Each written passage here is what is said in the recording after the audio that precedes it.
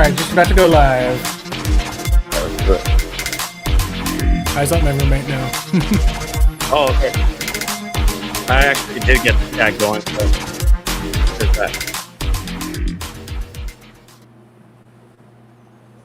It's the Redbird Reboot podcast. Are you ready to get rebooted, Cardinals fans? He settles down, at least in the zone, and does not stop running. Blake Murphy. This is the identity for the Arizona Cardinals. The run defense is just horrendous, and it's been horrendous for the Cardinals for a long time. And Marcos Labrada. He's going to bring over his philosophy. It should make it better. Present the hottest NFL podcast from the country's hottest state. He should be turning around the logo. Actually, some breaking news we can cover here. This popped up just about, 6 minutes ago. It's Redbird Reboot.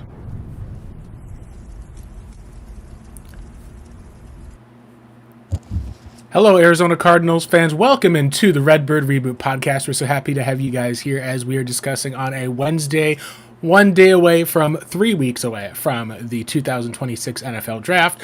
As always, you're going to have me as your co-host, Blake Murphy at Blake Murphy7, and at Pancake Soul Marcos Labrada as your co-host. Marcos, how are you doing on this fine Wednesday evening?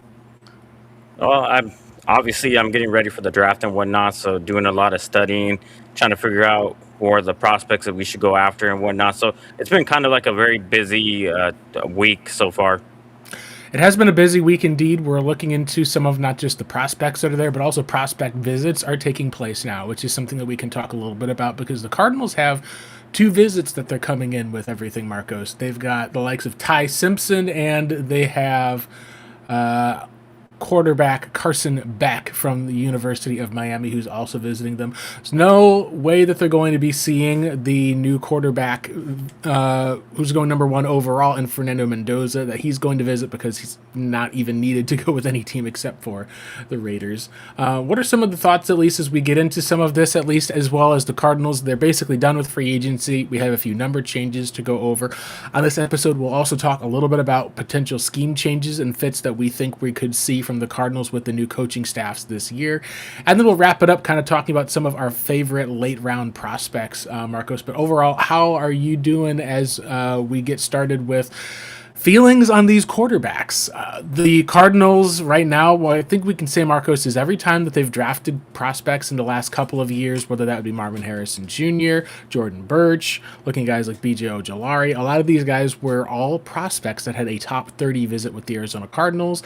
Of that, there's 2 quarterbacks that now have had visits in Ty Simpson and Carson Beck. There may be more that end up following, but for now, what are the thoughts, at least, on is this Arizona just all scrolls being all stones, I should say, being turned, or do you think that there is actually something to this?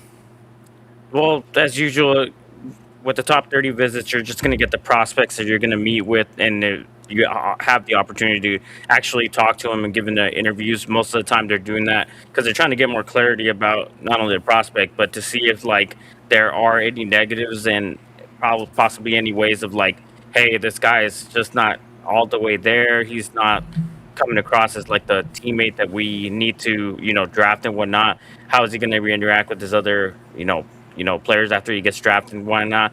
There's some things that kind of do stand out with these visits. With these visits, with that interview process being the most important part of it, trying to figure out if this person's a scheme fit or not. Most circumstances, they are, just like I just said, they're just trying to figure out what is it with this person, what makes them tick. Do they even want to be a Cardinal and whatnot? You could kind of tell in the interview process about both of these guys whether they want to be drafted by the Cardinals or not, or if they're just happy to be in the NFL.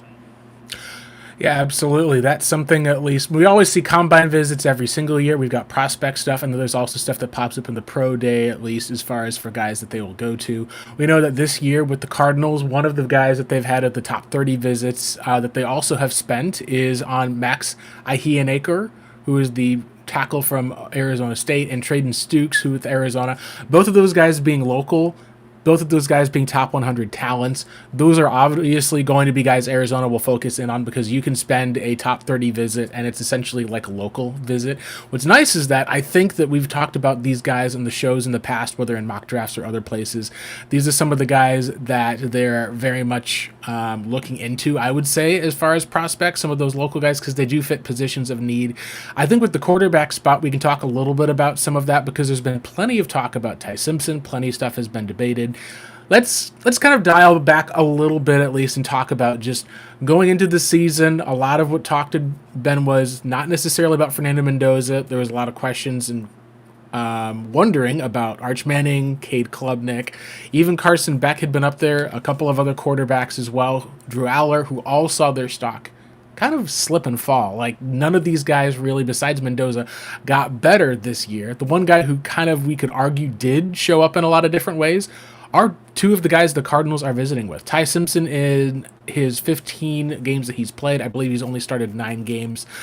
He's someone that met with the Cardinals, and we can talk about him because he's the guy that's got the biggest name. And until the Cardinals pass on a Ty Simpson, they're going to be connected to Ty Simpson. Even at the number 3 overall pick, I could see Mel Kiper Jr., someone saying, they still need a quarterback. I expect them to go out and find a quarterback here. Maybe they'll go and get this guy. All of that is something that I think is possible for the Cardinals.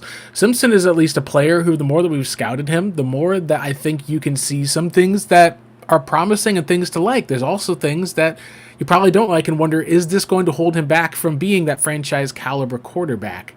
Because there's not necessarily the same physical measurables or traits. There was questions about durability. And then even when it came to some of the more difficult games, he really took a beating, and Alabama struggled quite a bit.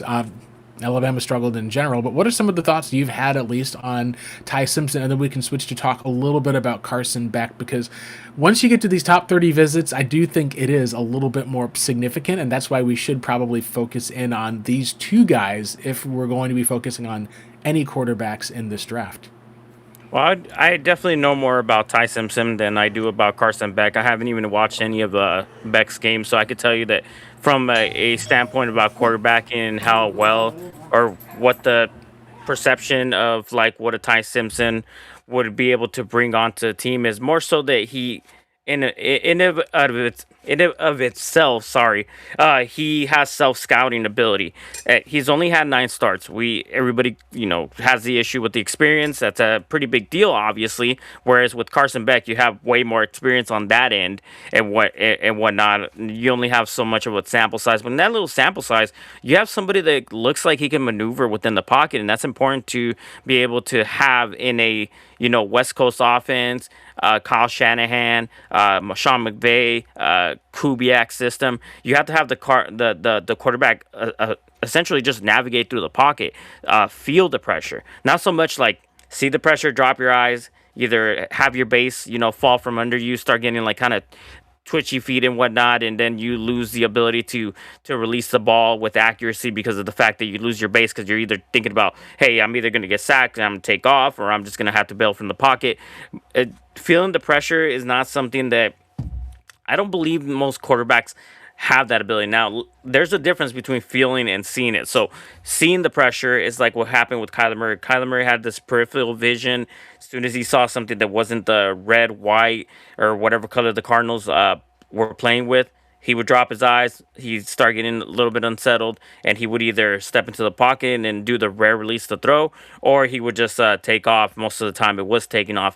Feeling the pressure is what you see with these top-rated quarterbacks, where they're not, for some reason, they're not even looking with their peripheral vision. They just know, they feel like there's pressure coming from a different side. And usually that comes from the fact that they're surveying the field.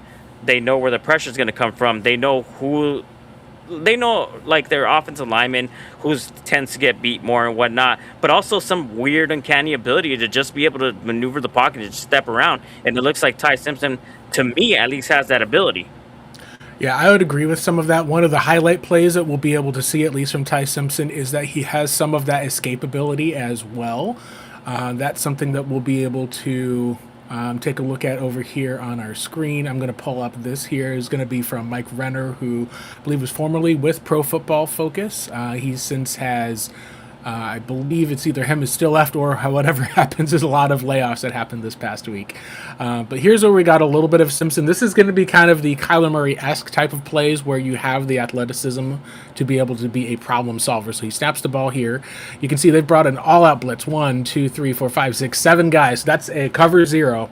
Normally in this spot, you want to be able to hit the guy who is coming across the middle of the field in a jiff, so that way you're just able to get rid of the ball, be able to get it quick, make the play from the pocket. But there's other times you want to see some of the athleticism, and in this case, you see that they've got 4 guys rushing up the middle. They've got 4 guys. One gets right past here because the running back goes to the outside blitz pickup. So Simpson right now, he either is going to have to deliver the ball accurately and on time, and it's in a 3rd and long sort of situation, or he's going to have to do what he does, which is he just goes whoop, scrambles out the back end of the field, keeps his eyes downfield, and is able to deliver a accurate ball that bounces off of the hands of the playmaker there. That's a very Kyler Murray-esque type of play. It's also what I would say a lot of people, when you're looking at athleticism, it's a Brock Purdy type play. We've seen Brock Purdy have a higher level of athleticism than what we saw with Jimmy Garoppolo in those same sort of situations, being able to make some of those plays on the move. Still takes a hit. He doesn't have the athleticism that someone like an Arch Manning or even, I would say, a Fernando Mendoza has at that size. But he's able to at least make a nice play there. Here's one of those pocket plays where you're talking about where you're able to essentially keep a good eye on what's happening downfield, not lower your eyes in the pocket when things get a little bit muddy. He's got a clean pocket right here, but that pocket closes very quickly. So you'll see that he actually is reading his coverage. He sees his guys open downfield. He delivers that ball under pressure, takes a hit, and gets it right to where it needs to be on that crossing route there. That's one of the better plays that we've been able to see from Simpson. Notice that the ball is out just before the receiver is even coming out of his break. He delivers the ball, receiver's coming out of his break. Boom, gets there, picks up the first down. And then this is one more play that you can see here when you're talking about some of the pocket play and pocket presence. You can see that he's got plenty of space. The pocket is here, is closing. He's under pressure. He's able to deliver an accurate ball. This is one of the best throws I think that he made all year. Deliver an accurate ball where it's placed only where his receiver is able to get it. So just a beautiful throw up top there. And then this last play that you're able to see with the all-22. Got pressure bearing down on his one side from Arkansas. Steps up in the pocket. We would see in a lot of cases Kyler Murray, one of the flaws that Kyler would have would be if he would feel people off of his back end, he would immediately just take off and be able to run because that was his skill set. He had the strength of being able to then run and pick up, make a creative play with his legs. Said he's able to step up, then just tosses a ball to his open receiver at the bottom. Overthrows him, unfortunately, is one of the places, and that's something that we've seen quite a bit from Ty Simpson, I would say, Marcos. That is one of the questions that we can probably have is how often did he miss or overthrow guys? And I think that the answer to that is there was enough times to me that I saw some of those overthrows that I would say that, yeah, I think that I came away from my film watching on Ty Simpson. It was more than just this video clips here. This is just a good summary of the 3 games that I watched. It's something where if you wanted to say that you could make an investment in the first round, I think that you could say, yeah, he looks like a first-round quarterback. He doesn't have first-round quarterback measurables. He's got, I would say, second-round quarterback measurables at 6'1", 200 pounds.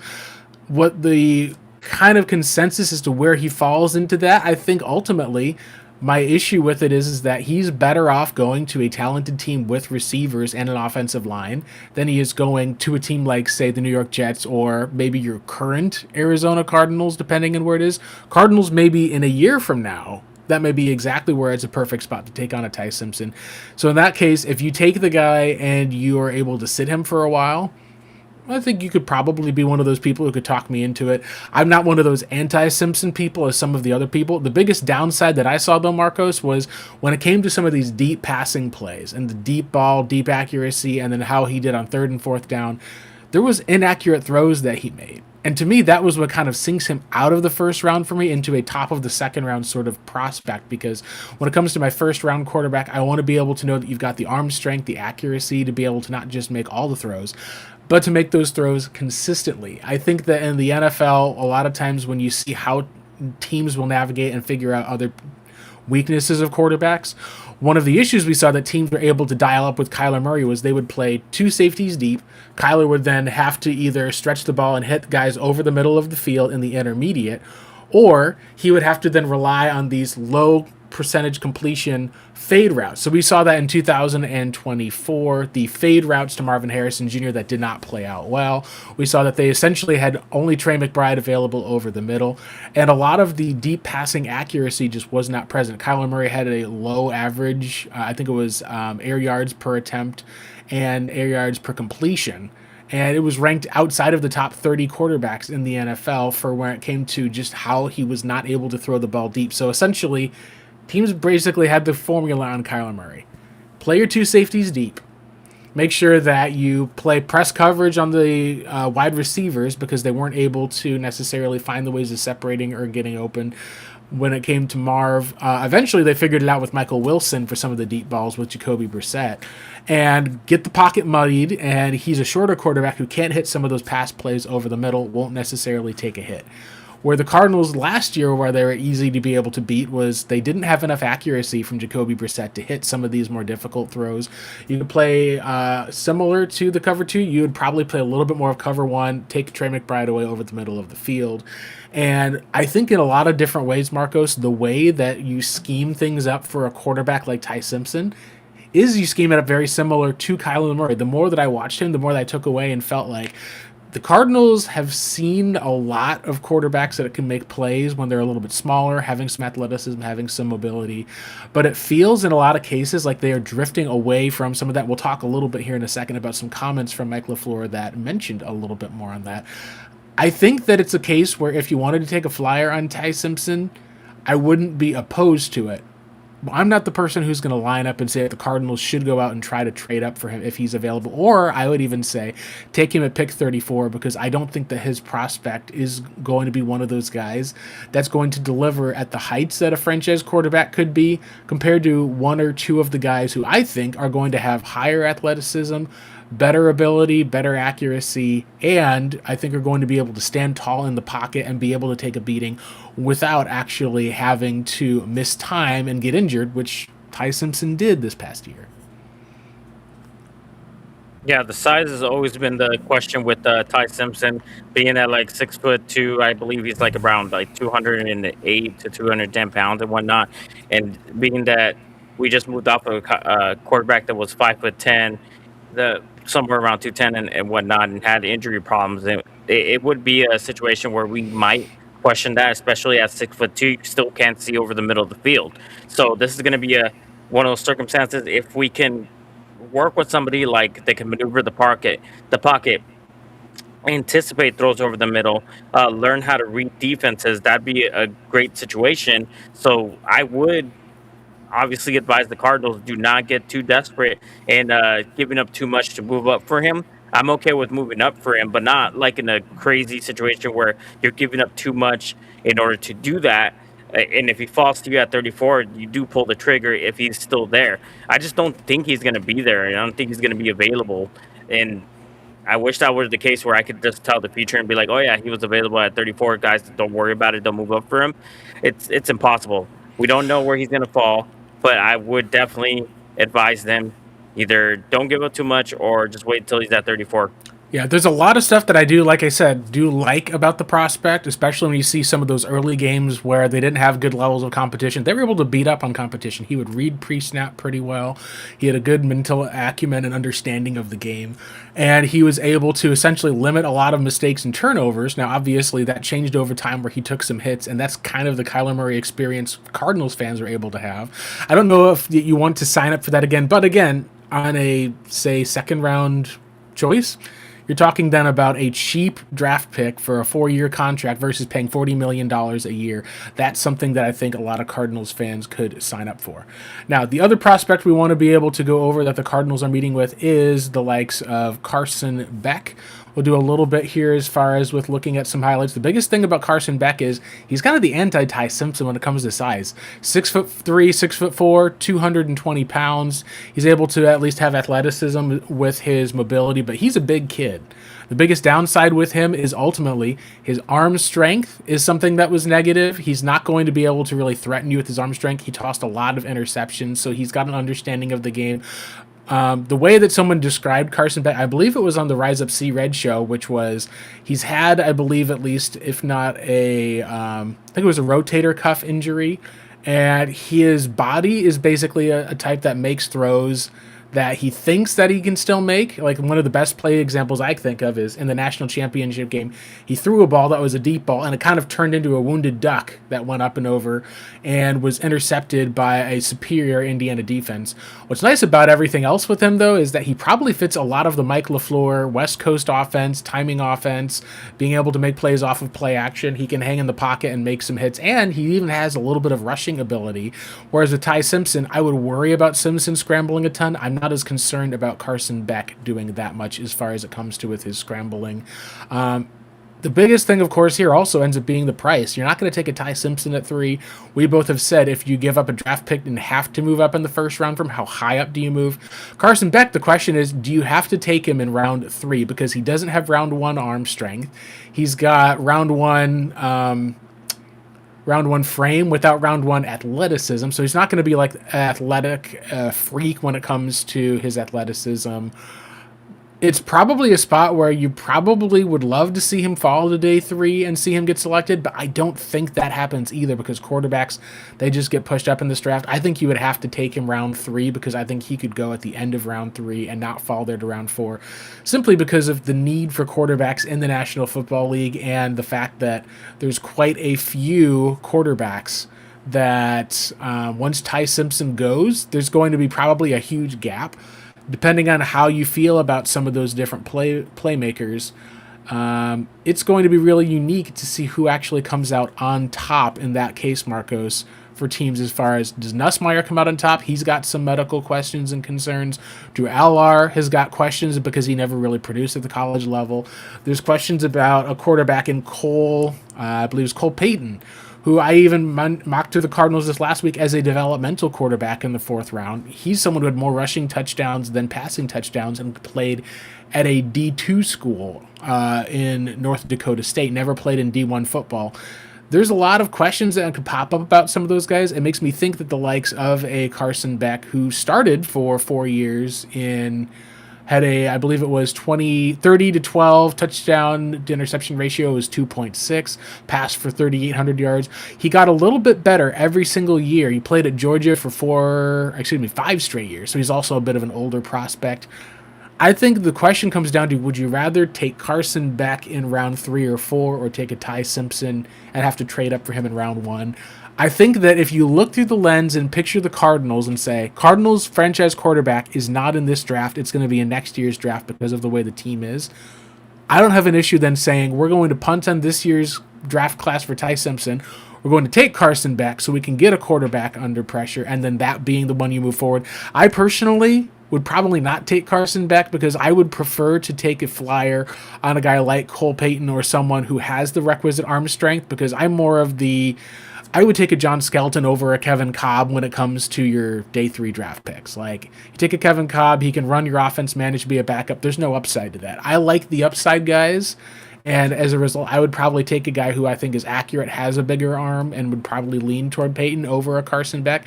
When you've got a weak arm and you're interception heavy, it just shows that sometimes those guys come into the league and they just never start a game. Like, they just don't get to start. They're just not quite there to be good enough. They're not even able to develop into a high-end backup, and so it might be just kind of a wasted pick, or you finally get to see the guy start in a year or 2 away, and they just don't truly develop. That's where I think the bet could be in that avenue and area, but if you wanted to be able to say that the Cardinals have to take a quarterback this year, I think you could do worse in taking a Carson Beck on day 3, or if you feel like there's going to be no other option, taking him at the end of day 2 if you just feel like you're going to be starting him regardless this season because of the fact that you got Jacoby Brissett with all those hits he's going to take, potential benchings that we could see, and Gardner Minshew, who has for the most part been a career backup that's gotten 2 seasons of starting, and both of those seasons he really showed that he was one of the weaker links on those offenses, to be frank. Yeah, it's just kind of weird that this year was supposed to be a big quarterback class, and that's all I kept hearing was last year, Drew Aller, Carson Beck, Ty Simpson, Fernando Mendoza, they were all going to be running for like who's the best quarterback coming out of this draft class, and that the next year it's been said that it's going to be a legendary draft class. You never know, because people had mentioned that these guys, the people I just mentioned, of course, Gary Nussmeyer, that all these people were just going to be like first round talent type of people, and they just ended up now they're scattered all over the draft board. Where Drew Aller is going to be like probably a seventh round pick. Who knows where Nussmeyer is going to go? Carson Beck is projected as a third round pick. Ty Simpson, first round, late first round, early second round pick. And the only person that's going to come away with like the first round grade was Fernando Mendoza, the guy they eventually did end up pulling away. I don't think people were projecting him to be the first quarterback. So of course our plan A was to at least get it within fire range of somebody like a Fernando Mendoza that didn't end up working out, and then we're looking at now Ty Simpson being that eventual guy. Carson Beck, I would be okay with drafting him in the third round. He does look like he has at least some tools and whatnot, but I don't really see any upside when it comes to him. I see as somebody who's, I don't think you need to have him cook for a couple of years and learn the offense and whatnot, but I just don't think, I don't feel like he'll ever really just take off as like a starter. That's the reason why I'm making the case for Simpson. I see him as an eventual starter, not now, but somebody who can start possibly in a year or whatnot. But it's just crazy to me to just look at the rankings before this 2025 season took off. Cardinals were like, hey, Kyler Murray doesn't work out. You have the slew of quarterbacks that you could pick. Like, you have all these guys that are super ultra talented. What if next year comes around and the same talent pool that we were just talking about ends up doing the same exact thing? What if Arch Manning doesn't work out?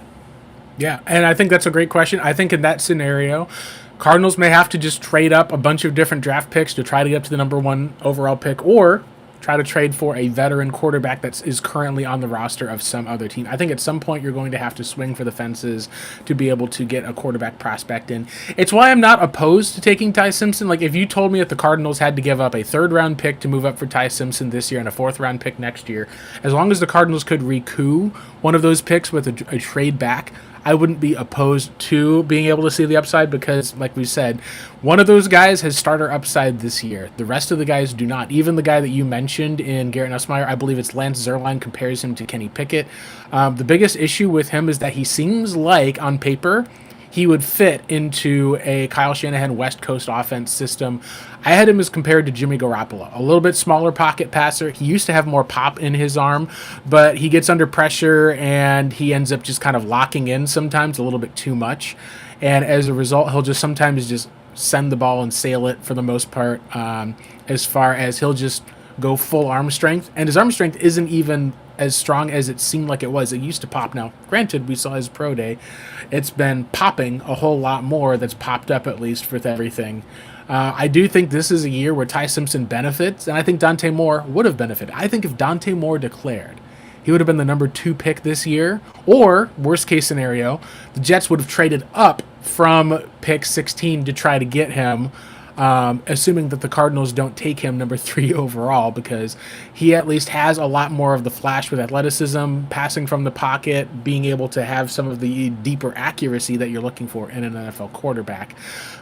It's just a spot where this year, Marcos, I think when we're talking about these quarterbacks, for me, I think if you don't get Ty Simpson and you need to get a quarterback who can at least develop in your offense to be under contract for year 2, that's the most important thing, is getting where you don't have to worry about getting Jacoby Brissett back for a year, getting Gardner Minshew back for a year if you move on from them.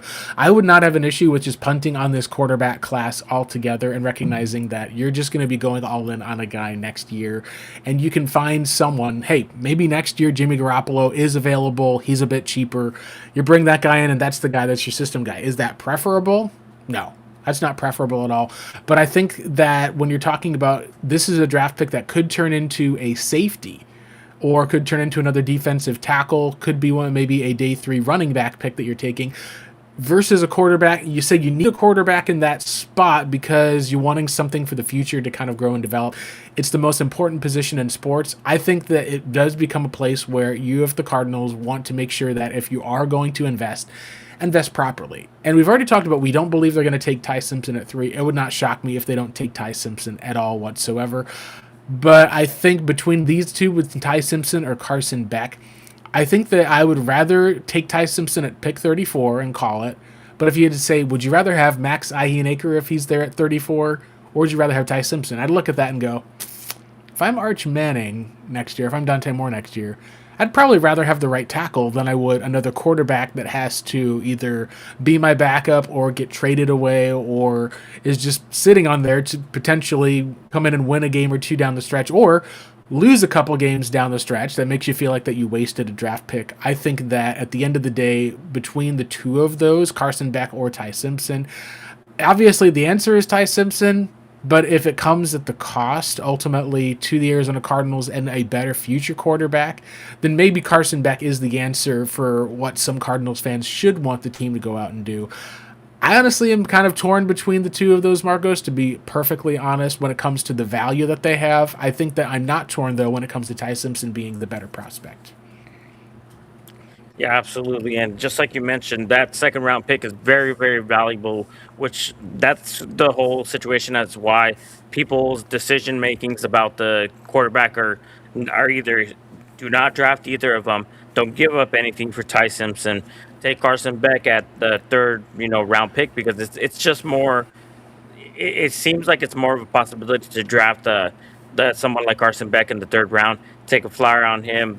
That way you don't feel like, hey, we do have to make sure we develop him into a starter. We can still take a quarterback in next year's draft and part ways with somebody like, Carson Beck, who you spent a third round pick. And let's be real, this organization has been pretty much burning up third round picks like they're nothing at this point. Getting something would be a surprise, but taking a flyer on a third round pick is just it's fine for me. Second rounders, those are potential starters slash like high end Pro Bowl type of talent, which is why it kind of tears me up to want to say, hey, should we draft Ty Simpson or should we just draft a tackle? Should we draft the next available edge rusher, because those are the two big position of needs, and we have no idea what direction this organization is going to go, whether they're going to go first tackle or first edge, but it's not going to be a quarterback. We know that for a fact. That we do, at least. Let's go and talk now a little bit, at least here, to some of our viewers that we've got overall in the chat. We got Grandizer saying go Cards, also saying welcome to the stream. Hope everyone's doing great. We've got Y-Town Yuma in the house with Yuma Drew. Good to see you here on Halftime with the Redbird Reboot podcast. Did we check today's show on Check the Mic? Mike Runners on. We'll have to check some of that. I think that he'd even mentioned that he had heard a rumor or had talked about Ty Simpson possibly going in the top 10. As far as teams that would be, there's only one team that actually would qualify for that in the top 10 that has a quarterback need. That's the Cleveland Browns. The Jets are not going to take him at 2. Cardinals are not going to take him at 3.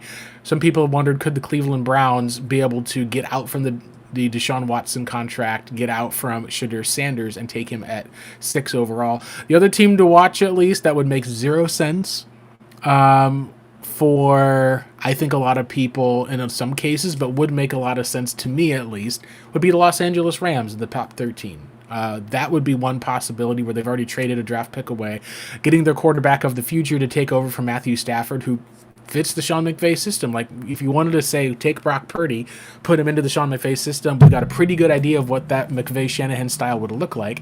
I could see that being something that would be possible. And it's something where the only reason it wouldn't make sense is you're basically saying we're going to take a guy who's like Brock Purdy or Jared Goff, put him onto that team. The issue is when you look at how the Cardinals are operating once their franchise quarterback is gone, you get to Jacoby Brissett, you're asking Aaron Rodgers to come out and unretire and play for you. You get to Gardner Minshew, you get to having Jimmy Garoppolo have to start for you. You get into rough stuff when you don't have a quarterback.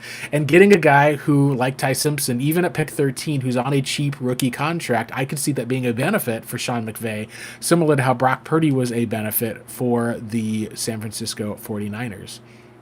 Let's see, we got another couple of... Yeah, Grandizer got the question for both of us.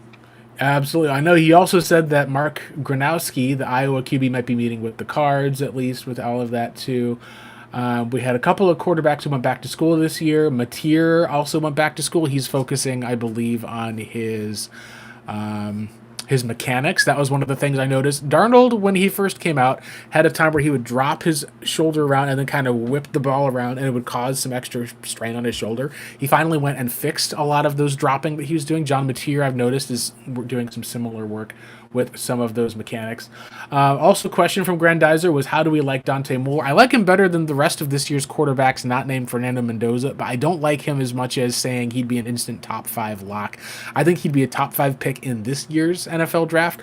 I'm not sure if he'll be a top 5 pick in next year's quarterback class. So it's going to be really interesting to see what some of those guys will be able to do. And let's go with our question. How do we both feel about that list? Do we disagree with it? Who is on it?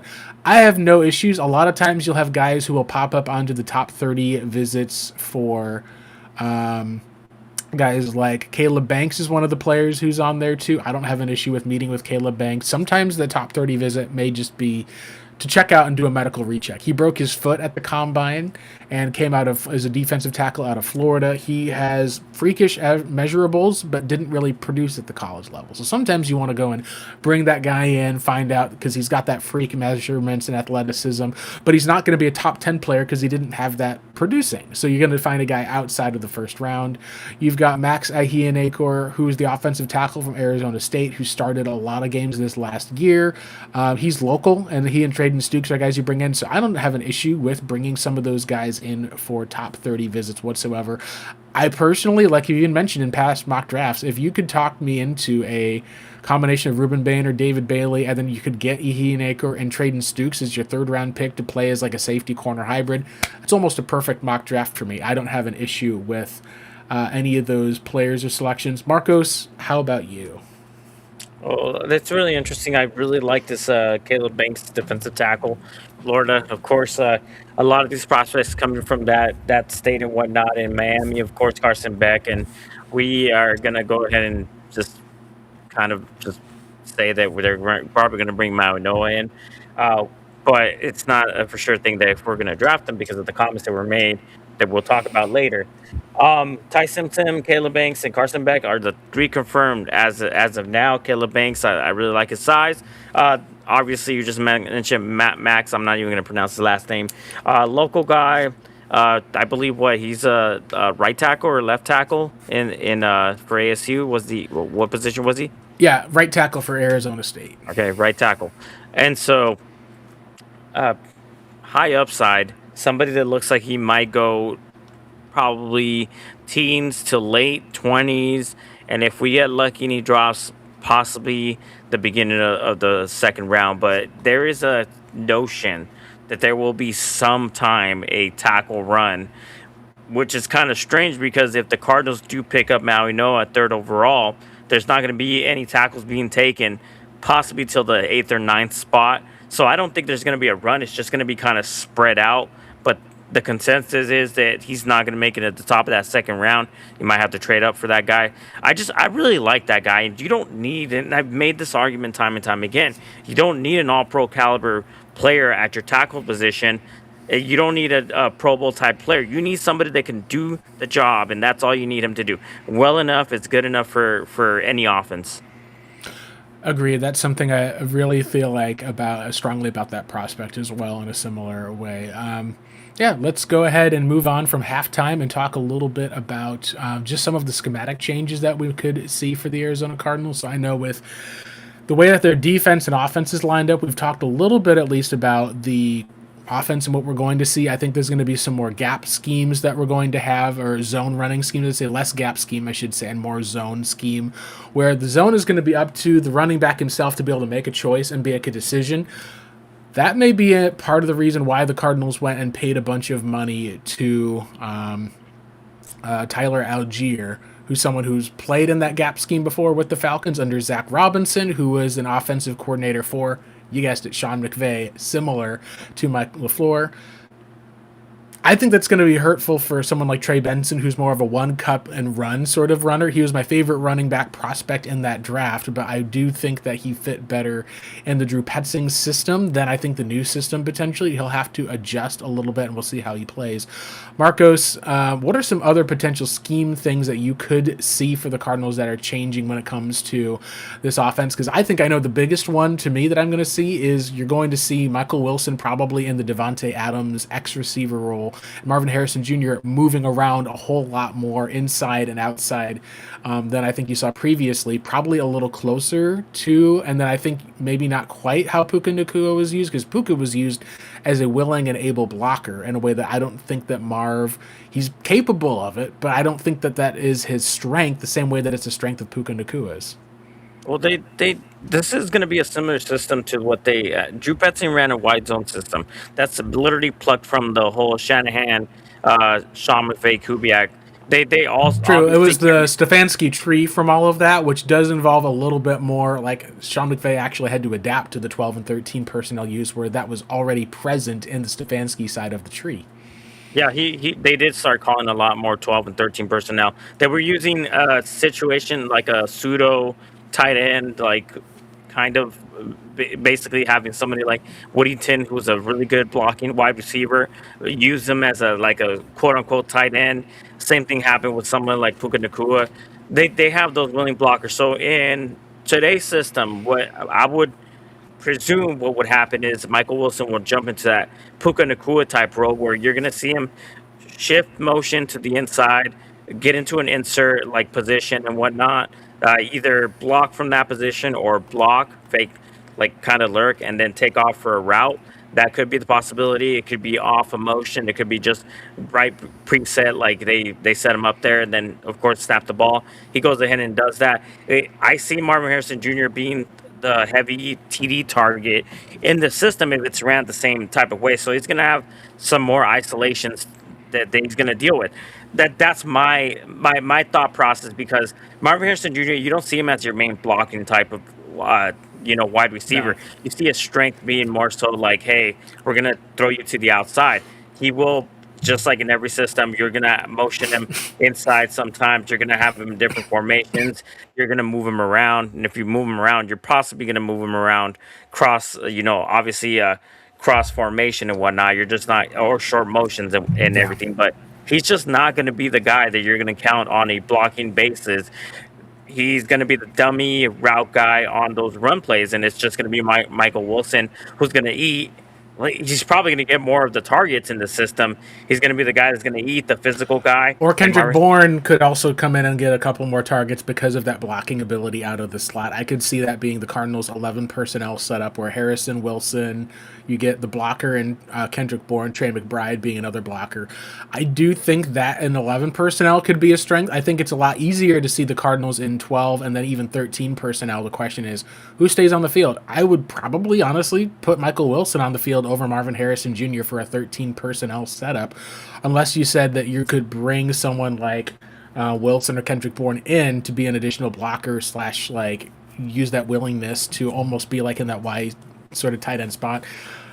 I don't know about that as far as against some of these other defensive linemen. It's going to be really interesting to see exactly how the personnel is adapting to some of those spots and changes, because the Cardinals have been kind of built out for a 12 personnel team with Marv and with Wilson. They had to switch to a 10 personnel sort of lineup that then passed the ball to Elijah Higgins a lot, passed it to Trey McBride a lot. That was something they all had to work with.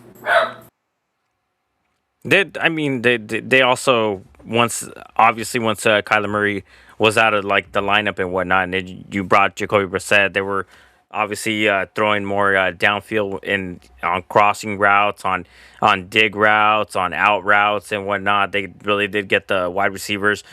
Well, I mean, the whole concept is the playbook didn't change. The playbook was just the same. It's just what quarterback was targeting where, as opposed to, hey, I'm dropping back, and the moment my vision's compromised or I'm just like can't even see anything, like going over the middle of the field, I'm going to try to hit my dudes underneath to try to get that, the gain in yardage and whatnot, which is supposed to be a good aspect of a quarterback. You always make a profit no matter what.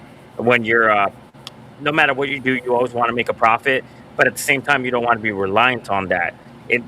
I don't know how you feel about Michael Wilson, but I feel like he's the main target receiver because he has all the attributes that you want from a main receiver, mostly his physicality, which is why I feel like he's going to be playing that innermost insert role in this type of offense. If, of course, that's assuming that Michael LaFleur is going to, copy and paste the system for Sean McVay and put his little spin onto it. And if he does that, then that's going to be like kind of sort of the lineup and whatnot. I still see a usage for Marvin Harrison Jr. More of the deep crosser post corner type of guy.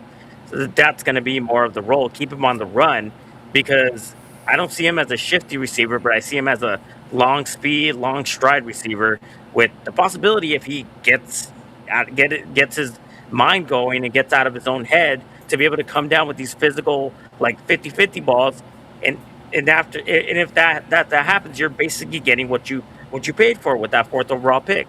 Right, I agree, and that's what we need to see, that prospect being maximized under Mike LaFleur. I think you need to see that season one, since we already have seen that Jacoby Brissett, he may not be a winning quarterback who can be able to produce a ton of points, but he will be able to get his receivers the ball. That's the biggest thing I think that is going to be for analyzing and evaluating, because after year 3, if Marvin Harrison Jr. produces at a 1,200-yard receiver level like how we've expected him to since he's come into the league, that's around the time when guys are going to start getting contracts, getting paid. You can get a discount.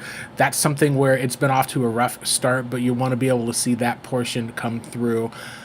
Let's switch and talk a little bit about the defensive side over here. We got Hoyen Vaya saying what's going on, just getting in, and he's actually asking if Rallis will blitz and use Buddha differently. This is what I think, based off of some of the Cardinals signings, ultimately, is that I think we're going to see a different look from the Arizona Cardinals, from their defense, where I do think that there's going to be, in some cases, not as blitz heavy as they were in the past. I think we get to see a little bit more true nose tackle play. So we can talk and say a little bit about this now, which is some information I was able to hear, at least through the kind of sourcing ends.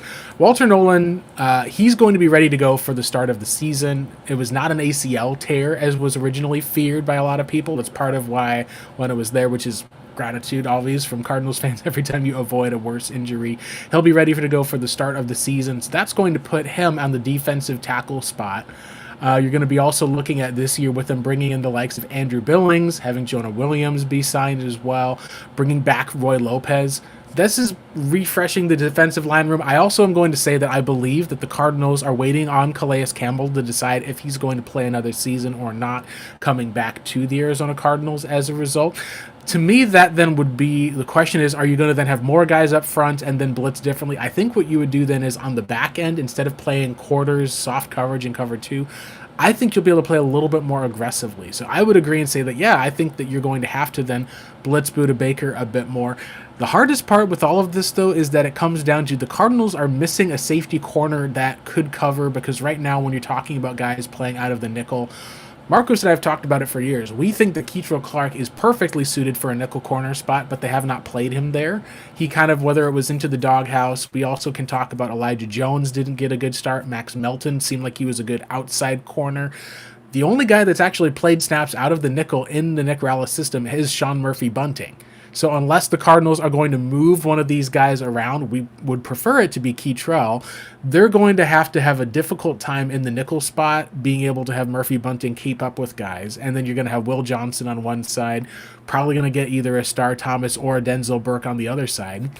I think what that could mean is that if you're able to play your safeties with the new safety that just came in this year, Andrew Wingard, if you're able to have him be more of a free safety in that spot, I do think you're going to get a little bit more Buda Baker on the line, Rabbit on the line, a little bit more blitzing versus these quarter defenses. I think you could see a little bit more cover 1. There's obviously going to be plenty of cover 2 and quarters still played, but I think you could shift away a little bit from Arizona being this highly effective, we're going to play quarters and just blitz guys. I think it could be back to a little bit more of what we saw in early 2023, because you're going to have actually a true nose tackle in the likes of Andrew Billings up front, a true nose tackle that they're going to trust in Roy Lopez, and you're hopefully going to have a guy back who can at least help with the coverage and ability in Mack Wilson Sr., and another year under his belt for Cody Simon. The biggest question, at least for that and how it lines up, Marcos, is I would see it as 4 defensive linemen with 1 front, 3 linebackers behind there, and then the 4 safeties. I think we're going to see a little bit more 3 down defensive linemen with 4 linebackers, with one of those linebackers actually being coming off of the edge, Mack Wilson, and then being able to have, or maybe a Baron Browning could rotate in for that one. And then the secondary being back there, instead of it being a play deep in quarters, I could see them being a little bit more aggressive with their blitz packages, because this is now no longer Jonathan Gannon's defense that Nick Rallis is running. This is now Nick Rallis' defense that Nick Rallis is running. I think we get a bit more 2023 looks. All that to say. Well, this is what my hope is, because I'm reviewing the 2024 uh, infographic about like what percentage everything was called at, and obviously with Nick Rallis now taking the realm, you'd hoping with somebody else coming in and talking to him and telling him, hey, like the way the defenses are moving along and whatnot, you want to do a little bit, at least a little bit more pressure. But to me, it all just depends on who they draft, because I think that's going to tell you everything. So if they draft outside linebacker, I believe they don't want to go that direction, because it doesn't seem like they want to go the direction of blitzing too much. They want to keep more on the coverage end, and plus the players you just mentioned only muddies the picture more, because you have two cornerbacks that you lost last season that were slated as the starters that are now coming back, and who knows where the heck they're going to play those guys. And so it's just going to be kind of like a figuring out what we're going to do. So that's all to say that if they would prefer not to blitz, if they did, I would like it to be back in 2024 season, because 2024 season now they do a lot of zone pressure. They called a lot of cover 3, a lot of cover 4. They blitz at the 7th highest rate in 2024 in all downs. Usually, doing it on a 3rd and short, 5th highest rate, 2nd and 11 when it's like really backed up on them. They did it as well, 7th highest rate. So that was what they did, but they did that to adapt, because they didn't have at the time any pass rushers. And of course, we just signed Josh Sweat. We had Calais Campbell, who was an upside type of pass rusher, and we saw what we saw from Walter Nolan. They really thought they could get away with not needing to blitz at all. And Correct. instead of going like, this is what frustrated me.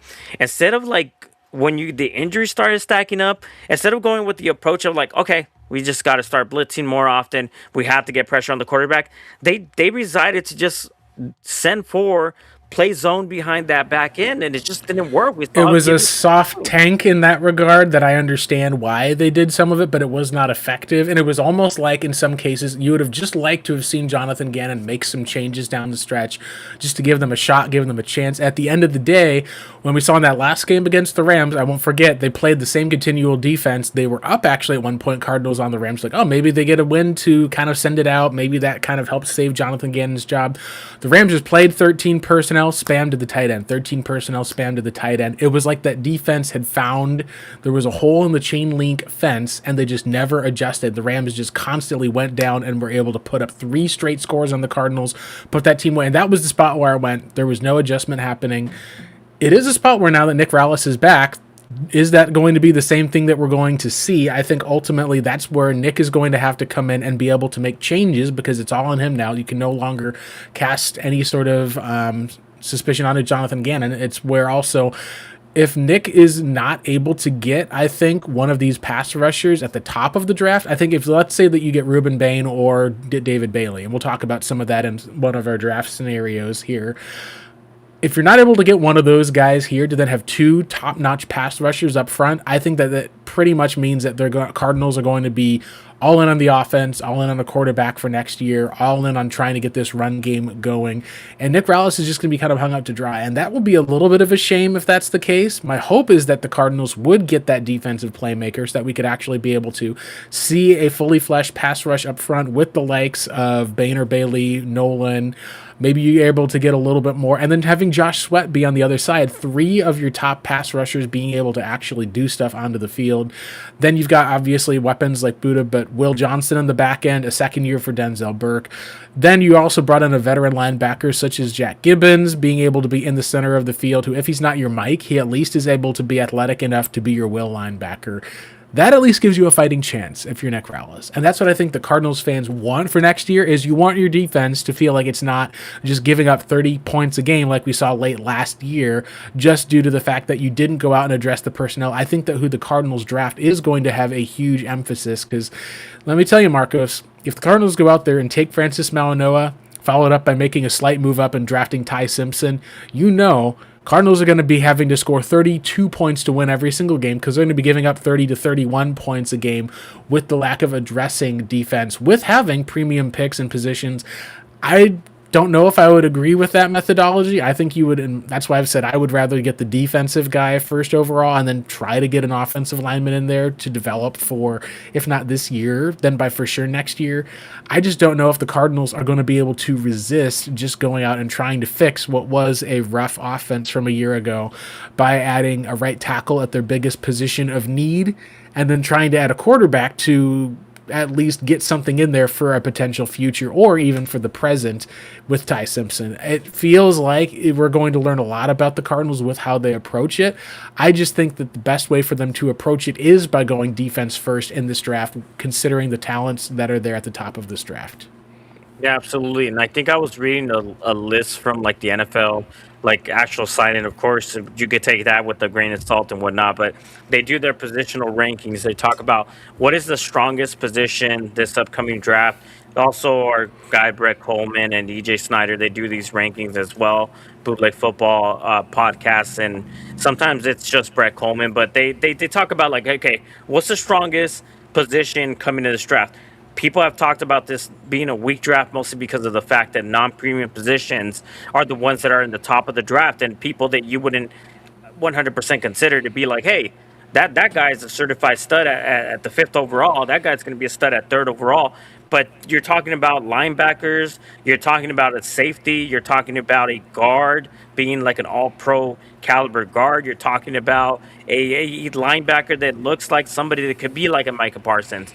So the position value for tackle that I read was 10th down the list, and I couldn't believe it, but it was something that was mentioned in the article. It said, this is a bad year for you to need an offensive line. It was like, tell me about it. It's a bad year if you need a quarterback as well. That's all I heard is those are two of the weakest positions in this year's draft, and we're contemplating drafting one of those guys in that position 3rd overall. It even said that they consider having a switch around with him and Mauino and Fano, that you can't really go wrong, but it's a possibility that one of those guys could end up being an all-pro guard at the position, mostly because of his ability. I believe the arm length of Mauino is the concern. I'm not 100% sure about that, but usually when you're talking about somebody who doesn't have super long spidery arms and whatnot at the tackle position, you always automatically think about it.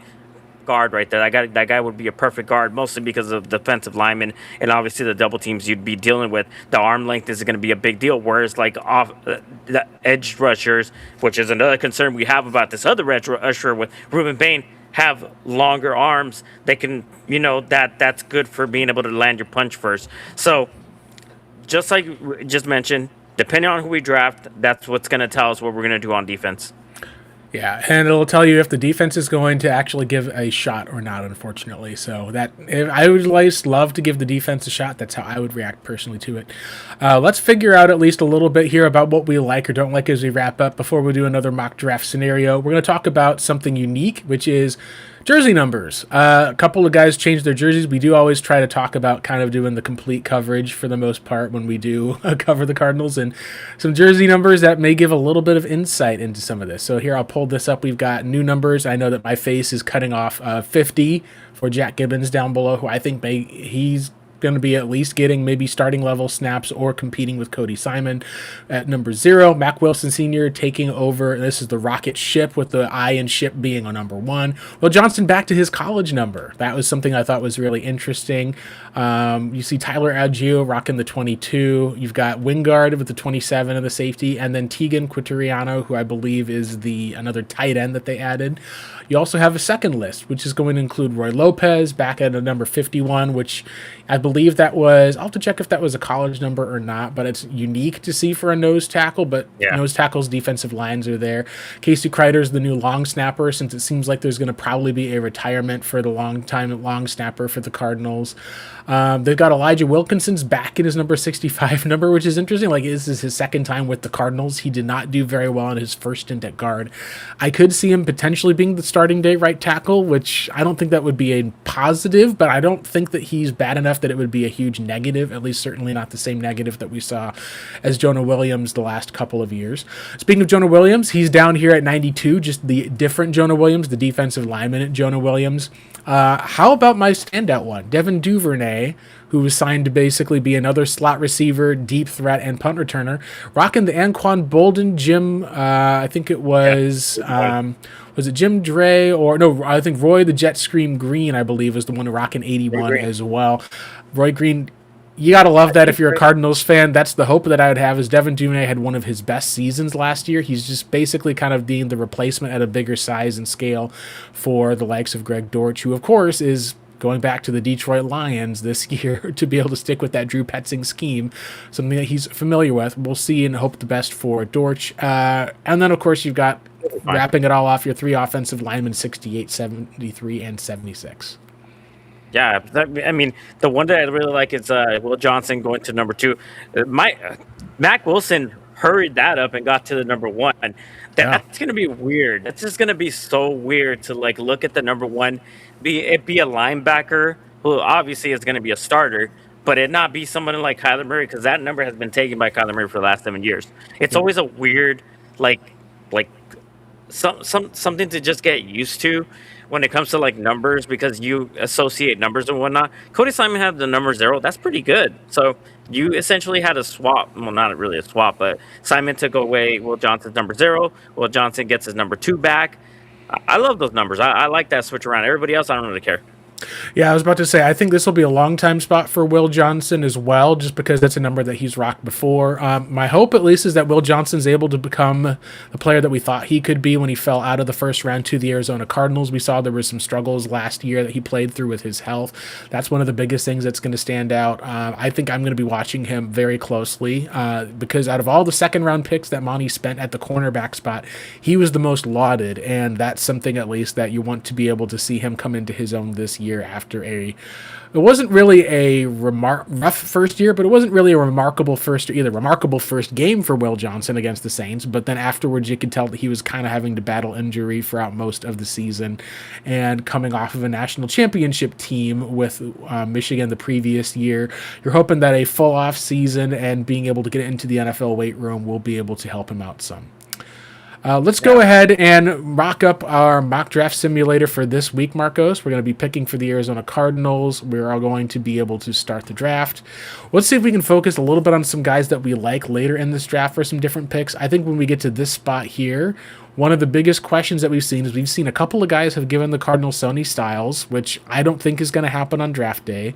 We've seen a lot of people have just said Francis Mauigoa, boom, or Cardinals trade back. All right, we're going to get them Monroe Freeling or Spencer Fano, boom.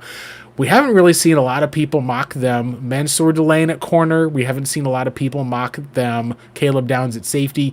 It really feels like this is going to be edge rusher for the Cardinals, or you're going to be seeing, we'll talk about one of the mock draft scenarios that I saw today that was kind of one of my personal favorites.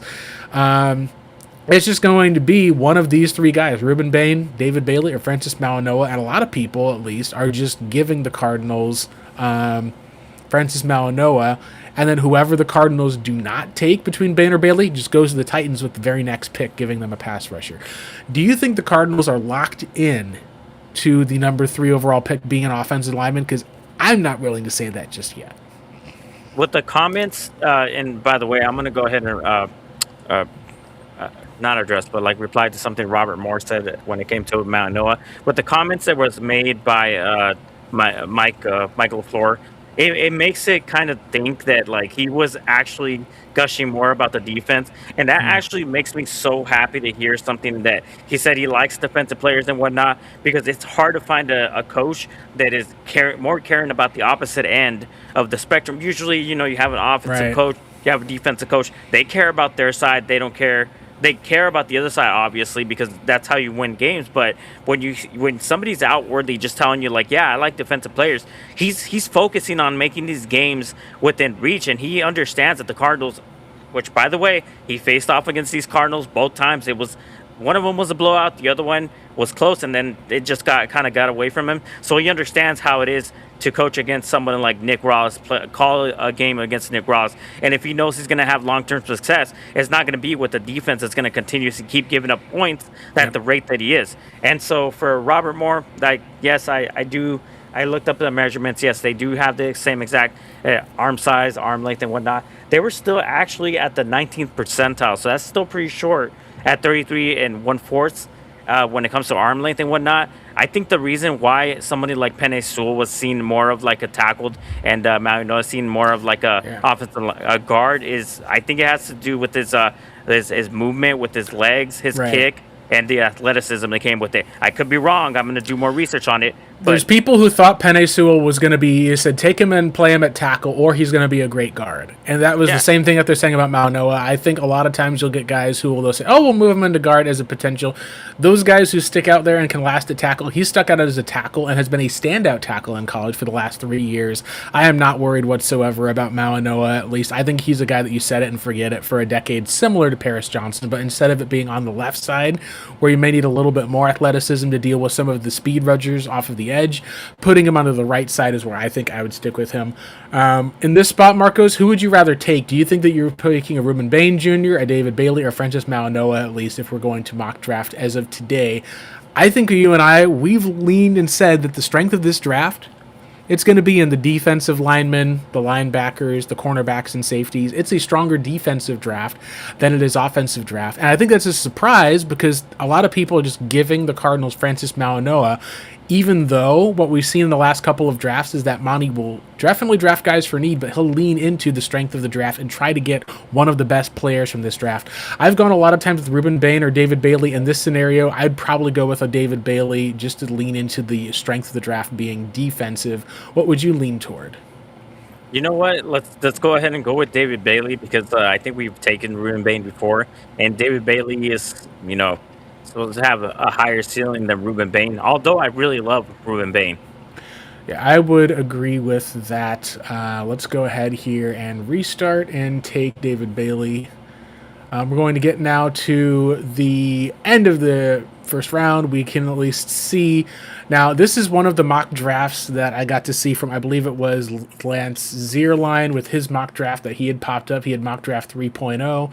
He had a really interesting spot with having two trades that were locked in. So the first thing he did is he followed us with, and he had David Bailey to the Arizona Cardinals. He also had the Cardinals trading up. Now, if you said the Cardinals were trading up into the first round, Marcos, who would you normally think that would be for? If someone's been mock drafting a trade up. Correct. He did not have the Cardinals taking Ty Simpson with this trade up. He actually had the Cardinals trading up with the Buffalo Bills to take Max Iheanacher, or Iheanacher. Oh, yeah. He said that a lot of people, he said to make the Munch draft for it and make the jump for the ascending right tackle. It'd be a guy from Arizona State. In this scenario, we see he's going at pick 31 to the Patriots. I think that he doesn't fall anywhere past that. I think that he would be the Mike Vrabel. You'd have to jump up to pick 28, 29, or 30. He had them trading with someone that Monty knew because Monty was under the Tennessee Titans and the Houston Texans. He had them trading with the Texans in 2000 and I believe it was 23 when the Texans made that big trade up for Will Anderson. He has them making that trade at 28 for Max Iheanacher. I would be willing to give up a third-round pick for Max. If I could get Max in one of Bain or Bailey and have the Max, I would be willing to give up my third-round pick for that. I think that you don't have to give up a third-round pick. I think you could give up your fourth-round pick, and I think that'd be a lot better favorable. Maybe you give up your third-round pick and get back, say, like a fourth-round pick. That would be one of the things. In this scenario, though, for the Cardinals, I think you've addressed the defensive side for the most part. Here, you now are going to be, in my opinion, taking like a guy like Caleb Lomo would be the guy that I would take in this mock draft scenario because then you're addressing your offensive defensive side. You now get to round 3 and Traden Stoops, someone that Austin Hoy has mentioned, he's got a top 30 visit with the Cardinals.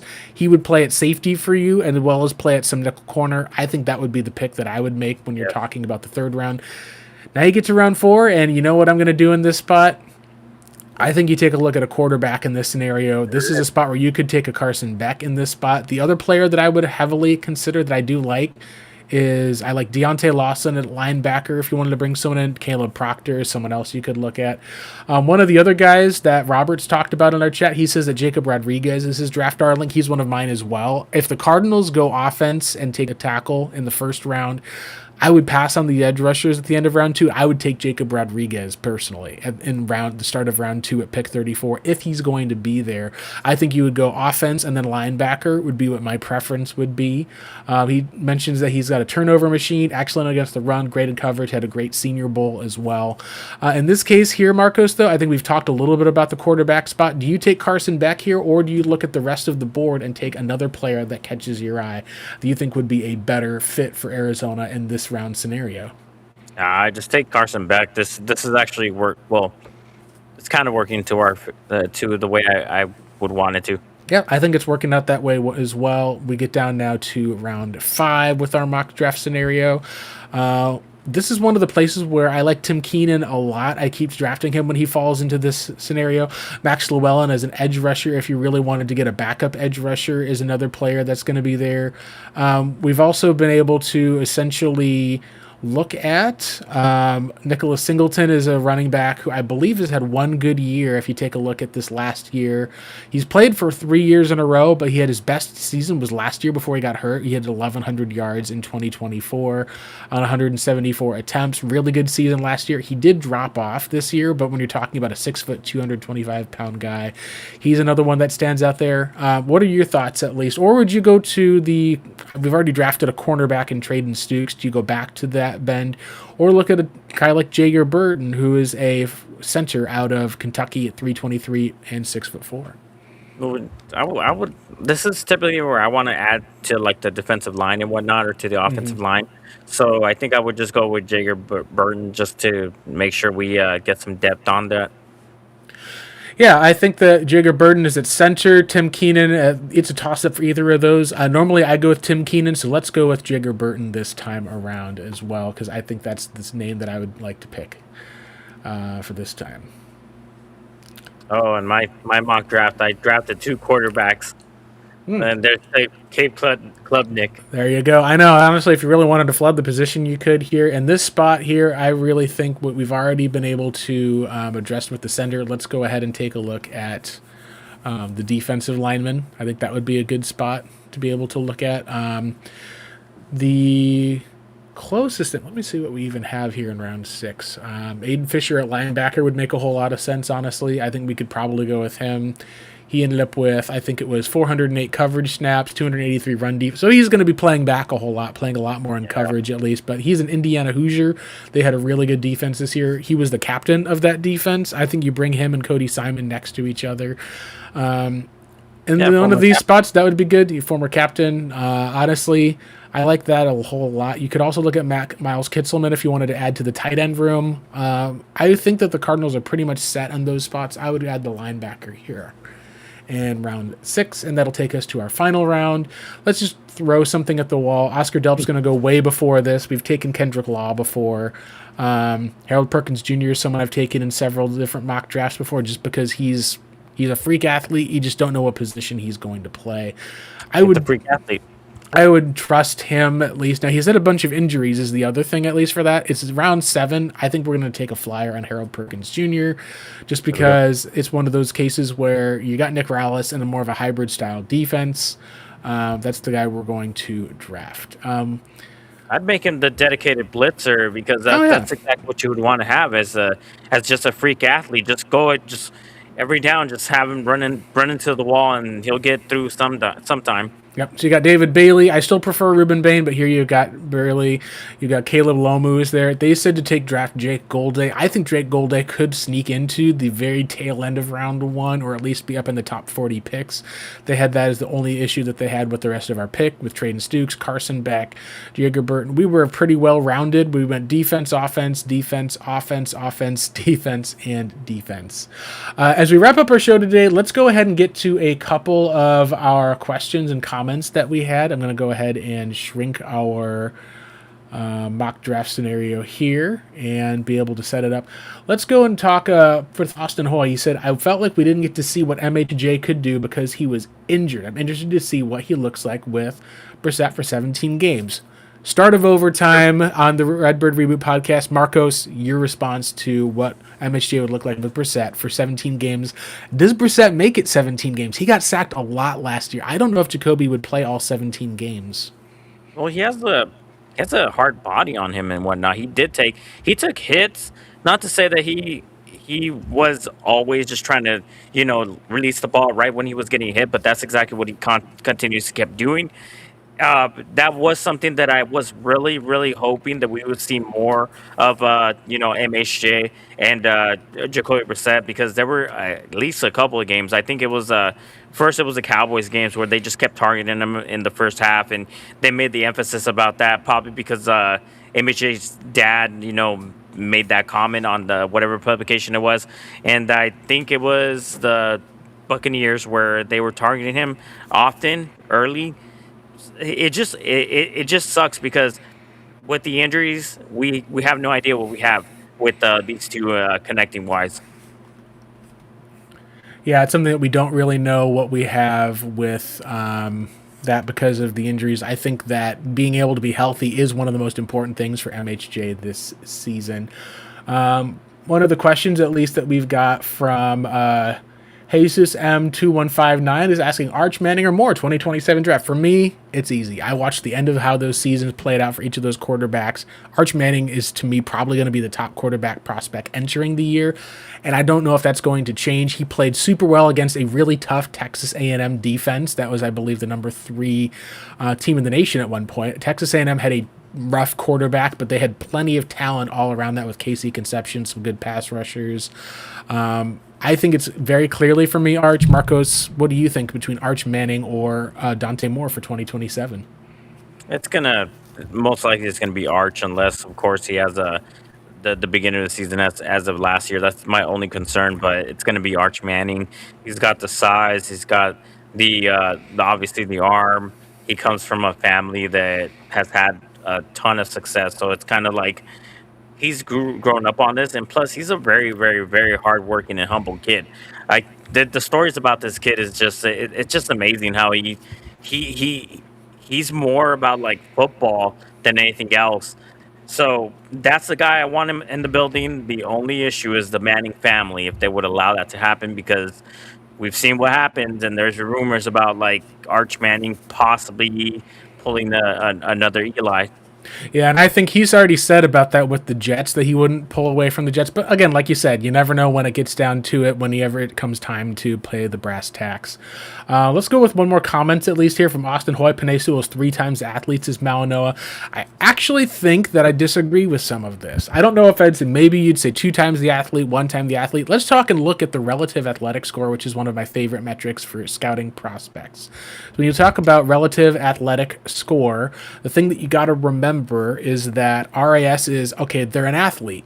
They can run a 40-yard dash. But what's the difference between me running a 40-yard dash and a 330-pound man running a 40-yard dash and us running the same time? Well, clearly, if I'm going to be almost 100-plus pounds less than the 300-pound guy, you're talking about him being way more athletic and being able to run in the same amount of time. So let's look at Francis Malinois, his relative athletic score. He had an 8.73 total. His height was probably for someone who's a 330-pounder. His 40-yard dash weighed out as good. His shuttle ran out as really great. His 3-cone that he did wasn't as good, but his shuttle score that he had was really interesting.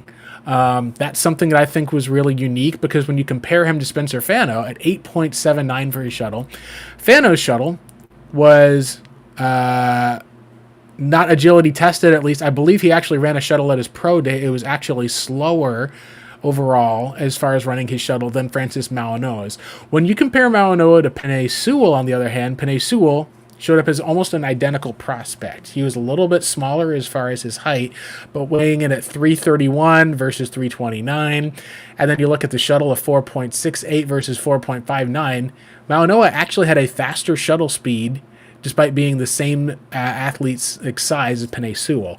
Now, Sewell, of course, showed a little bit more explosive in the broad, and he was about as fast in the 40-yard dash with about a 5.1 40-yard dash. It was about 5.13.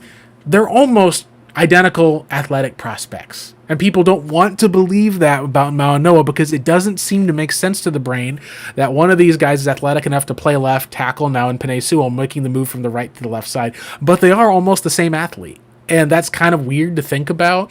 But when you're talking about adjusting for size, the guy who's the most athletic of any of them is Spencer Fano. But Spencer Fano comes in at 311 pounds. So he's weighing in at 18 pounds lighter, and he's doing all of this stuff. That's where, to me, the impressive feature is getting someone like Francis Malinoa, who's a more athletic and agile guy than Spencer Fano is. At 18 pounds heavier, he's running a faster three-cone.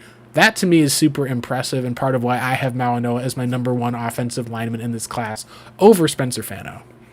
Well, I got to do the research on this because you had Baldy talking about, like, not only is this not really that impressive of an offensive line group, but he sees more of, like, an all-pro projection for Malinoa than, having him be a tackle. So maybe the measurables are the same and the athleticism is the same, but there was something that pulled away from. I remember Penei Sewell the year before that he came out, which was 2021. I believe he was drafted. I'm not 100% sure, but the draft before that was obviously the Tristan Wirfs, Andrew Thomas draft. 2021 was the year. Yeah. They talked about how Penei Sewell was the ascending player above those guys. Like, oh, these guys are good, but Penei Sewell's better. He's like on a different level and whatnot. And I followed his career. I even talked myself into possibly, like, if we do have the ability to draft somebody like Penei Sewell, that would be awesome. But we're not going to get anywhere near that because I believe we picked somewhere in like the 20s that year and whatnot. But the Lions really did hit a home run with that pick, and I knew that right from the bat. I'm like, you, God dang it.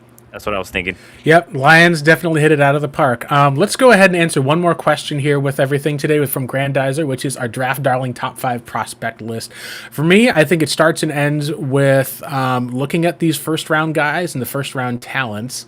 I would say, at least, if I had to pick my personal top 5 for what it would look like, I'm going to kind of give a quick list of it here. For me, it starts and ends with the guy who I think is the best player in this draft after Fernando Mendoza, and that would be Ruben Bain Jr. That would be my number 1 as far as for one of the top 5 players in this draft. Marcos, do you want to give out and do a number 2 for our top 5 player? Well, I mean, mine is going to be Arvell Reese.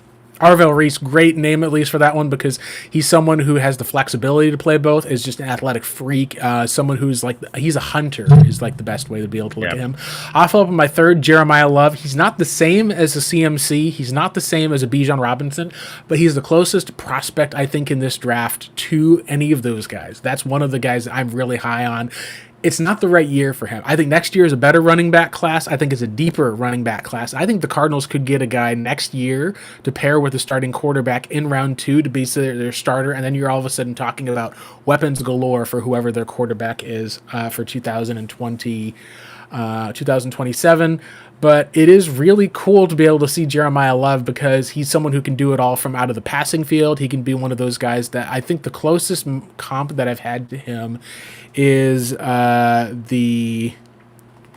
like Adrian Peterson. I was thinking Jonathan Taylor was the one I was thinking of. Jonathan Taylor, a guy who can do it all out of the backfield, has the 4.3 athleticism. He just changes you and makes it where you can be a run-first team. I just think that it's just a little, it's not, you got to eat your vegetables and build up your offensive line and defensive line for a year, I think, and then splurge on the running back next year, considering this is probably the last year for the likes of a James Conner. Marcos, you're number 4. My number 4 is going to be Max. Ooh, Max Ian-Aker. I would agree with that. I really like him. I think that's perfectly great place for him to be there. My number 5, and then we'll have you do and shoot out another spot as well. My number 5 is actually Omar Cooper Jr. when it comes to wide receivers. When you're talking about receivers and how it plays through there, while I really love what we've seen from Carnell Tate, I think that Omar Cooper Jr. is one of those guys that's going to have a long and really effective NFL career. He's just someone who is able to get open, makes tough catches, especially in the intermediate range is something with Omar Cooper Jr. Like, he's one of those draft crushes that I have. Like, I wish that I could talk a little bit about some other players that are there.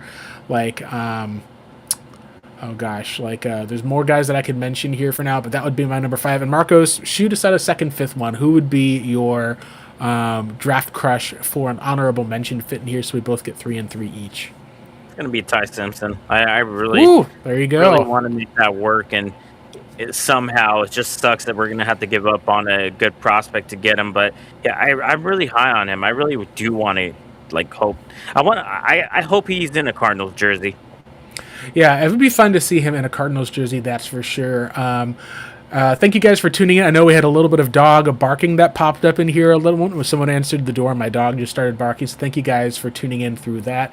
Let's go ahead and shout out where you can find our content as we wrap up our show. We've been here almost for an hour and a half, so thank you guys again for watching and tuning in to our weekly show on a Wednesday night. Marcos, where can our viewers on YouTube and our listeners to the podcast, we are uploading again to our Spotify channel after each show. You'll be able to hear both Mock Draft Monday and the Redbird Reboot each week, as well as when Bird and Goal comes back closer to the season. Where can we find you and your content, Marcos? Well, you can find me at my Twitter handle, which is @PancakeSoul. You obviously saw it on the lower left side of your screen. Where you can find us, obviously, you can find our content is the Redbird Reboot. It's going to be under the Cardinal Rule.